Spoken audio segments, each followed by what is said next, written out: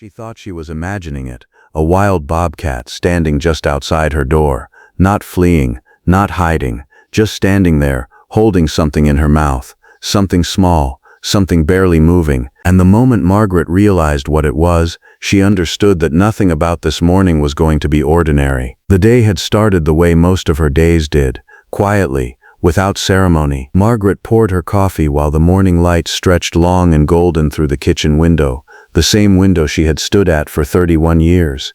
Beyond the glass, the tree line sat still. The woods were always there, just at the edge of everything, close enough to feel like company, far enough to remember their nature. She had learned over the decades to read the forest the way other people read weather. The way the birds moved told her when the wind was changing. The way the deer came to the clearing edge told her when something deeper in the trees was restless. This morning the birds were silent. She noticed it the way you notice something without quite noticing it, a stillness that settled differently than usual. She dismissed it, put her cup to her lips, looked out at the tree line, looked away. Her kitchen was small and warm. The countertop had a familiar crack along one corner that she kept meaning to fix. She never fixed it. Some things you leave alone because they remind you of time passing and you are not yet ready to let them go. The sound came soft the first time. She almost didn't hear it. A low, deliberate sound at the front door. Not a scratch, not a knock, something between the two. A sound that had patience in it, that repeated without urgency, without panic. She set her cup down, listened. The sound came again. She moved through the house the way you move when you're not sure what you're moving toward, slowly, with one hand trailing along the hall wall. She unlocked the door. She opened it, and her breath left her. The bobcat was standing less than 4 feet away, not poised to run, not crouched in warning, just standing there on the worn wooden planks of her porch, the way a person might stand if they had been waiting a reasonable amount of time and were prepared to keep waiting. She was a full-grown female. Margaret could tell by the shape of her, the fullness through the chest, the way she carried herself with a kind of exhausted gravity.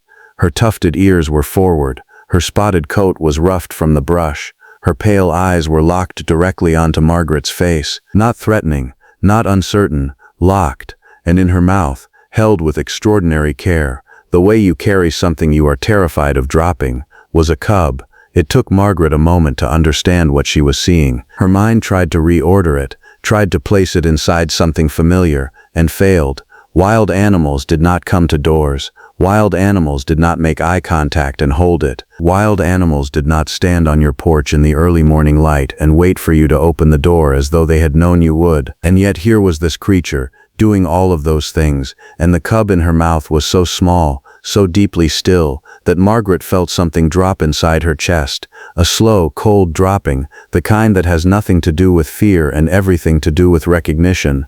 The cub was limp, its legs hung loose from the mother's careful grip, its small head tilted slightly to one side. It was breathing. Margaret would see that in a moment, but from the doorway, in those first seconds, it looked like a thing the world might already be done with. Margaret's first instinct was to step back, to close the door, to call someone who knew what to do with wild animals, someone with training and equipment and the right kind of authority. Every reasonable part of her said that this was not her situation to enter. Wild animals were unpredictable. A mother with a hurt cub was not a mother to trust. She knew this the way you know things you learned young and never had cause to unlearn. But the bobcat did not move. She did not snarl, did not lower her head in warning. She stood exactly as she had been standing when Margaret opened the door, and she set the cub down, slowly, with the same careful precision with which she had been carrying it, and she stepped back 2 paces, and she waited. Her eyes never left Margaret's face. Whatever passed between them in that moment was not language and it was not logic. It was something older than both. It was one creature looking at another and making a decision that went against every instinct that nature had spent centuries building into her. The mother bobcat, a wild thing born to avoid the world of humans, had crossed the line between the forest and the porch and set her cub at the feet of a woman she had no reason to trust. And then she waited to see what the woman would do. Margaret looked at the cub on her porch floor, so small, too still, the morning light falling across it soft and indifferent. She looked up at the mother, and for a long moment, neither of them moved. Margaret stepped forward before she had made the decision to step forward. That was the strange part she would remember later, that her body moved before her mind agreed.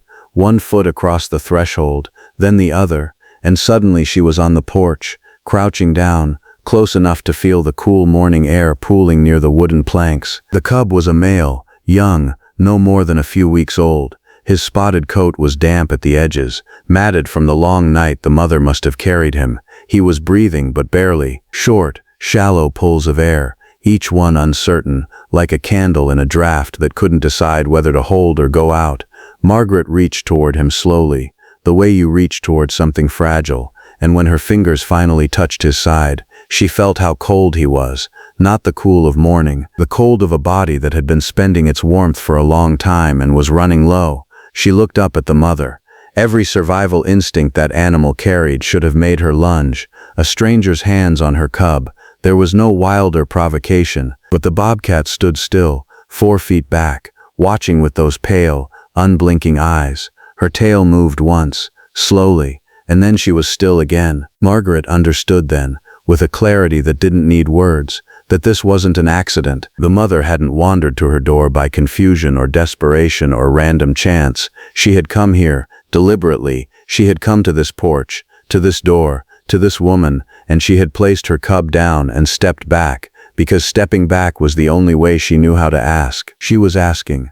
Margaret lifted the cub with both hands, cradling him against her chest, and stood. He weighed almost nothing. That was the detail that broke something open in her. Not the stillness, not the cold, but the weightlessness of him, the way he fit in her hands like he had already given up trying to hold on. She turned toward the door. At the threshold she paused and looked back one final time. The mother hadn't moved. She was exactly where she had been, watching, waiting, with a stillness that was not passive. It was an act of profound will. Every muscle in that animal was restraint. Margaret crossed into the house. The door stayed open behind her. Margaret moved through the house with the kind of focused calm that only comes to people who have already lived through hard things.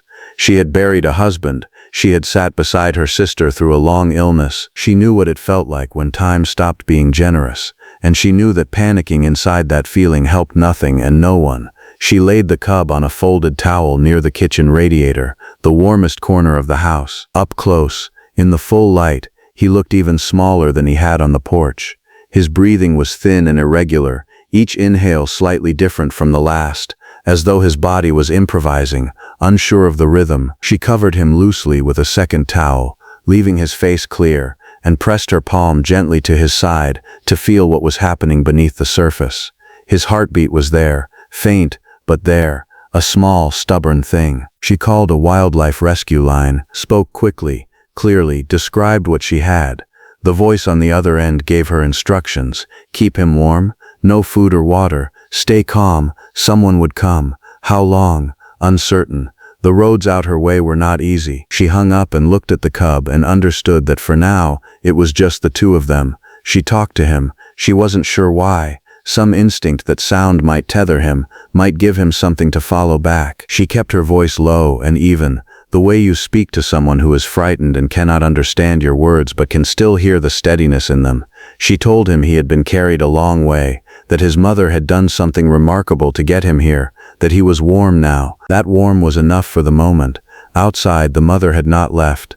Margaret could see her through the window, a stillness at the tree line, barely visible in the shadow of the low branches, watching the house, not pacing, not calling out, just present, the way grief is present, the way hope is present, occupying the same body at the same time. An hour passed, then another, and then, so small she almost missed it, the cub shifted. One paw moved against the towel. A breath came that was longer than the ones before it. His sides rose with something that felt, for the first time, like intention rather than reflex. Margaret exhaled slowly. She pressed her hand a little closer to his side. There you are, she thought. There you are. By late afternoon, the cub was breathing steadily. It was not a dramatic recovery, no sudden alertness, no bright eyes opening to take in the world. It was quieter than that, a gradual returning, the way warmth returns to cold hands, slowly, then all at once.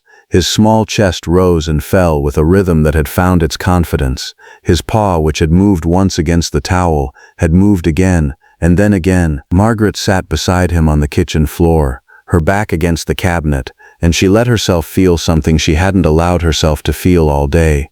Relief, fragile and careful but real. She carried him to the door just before the light began to change, that particular late afternoon light that turns everything gold and a little melancholy. She moved slowly, the way you carry something you are not yet ready to put down. The wildlife volunteer was still an hour out, but the mother had been waiting long enough. She stepped onto the porch. The bobcat was there immediately, closer than Margaret expected, as though she had been moving toward the house by degrees all afternoon and had simply been waiting for the door to open. She stopped when Margaret appeared. Her ears came forward. Her eyes dropped to the cub in Margaret's hands and stayed there. Margaret lowered herself carefully and placed the cub on the porch, on the same worn boards where she had found him that morning. She straightened up and stepped back, giving space, giving room for whatever came next to belong entirely to them. The mother approached slowly, each step placed with extraordinary care, as though the ground between them was something that could be broken. She lowered her head and touched her nose to the cub, breathed him in, nudged him once, gently, and when he responded, a small, reflexive press back against her muzzle. Something in her posture changed. The terrible held tension of the day released, almost visibly, like a knot finally letting go. She did not leave immediately. That was the part Margaret would carry with her longest. The mother lifted her head and looked at her, directly, fully, the same way she had looked at her that morning on the porch. But it was different now. The desperation was gone. What remained was something quieter, something that sat between acknowledgement and gratitude in a place that had no clean name. They held each other's gaze for a long moment. Then the mother lifted her cub, turned and walked back into the trees. Margaret stood on the porch until the forest closed around them completely and there was nothing left to see. She stood there a little longer after that.